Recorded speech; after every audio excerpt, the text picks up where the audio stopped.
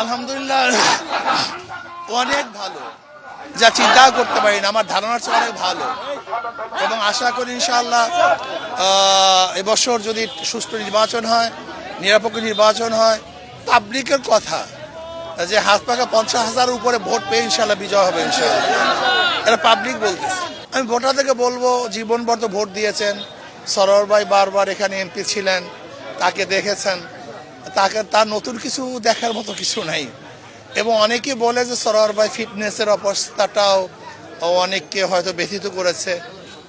অনেকে বলে যে সরোয়ার ভাই এখন সে আগের মতো কাজকর্ম, তার অবস্থান, শারীরিক দুর্বলতা, এই হিসাবে পাবলিকের যে অবস্থা তারা বলে এবার হুজুর যে আসলে সত্যি বলতে কি যে অনেক বিএনপির মধ্যে অনেক ভোটাররা বলে আমরা তো রাজনৈতিক উন্নয়নের জন্য, দেশের কল্যাণের জন্য, তা আমরা অনেকে মনে করি এটা বিএনপির কথা অনেকে বলে, সত্য মিথ্যা জানি না।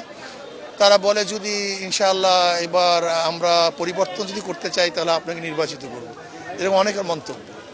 বাকি ধন্যবাদ আপনাদের সবাইকে।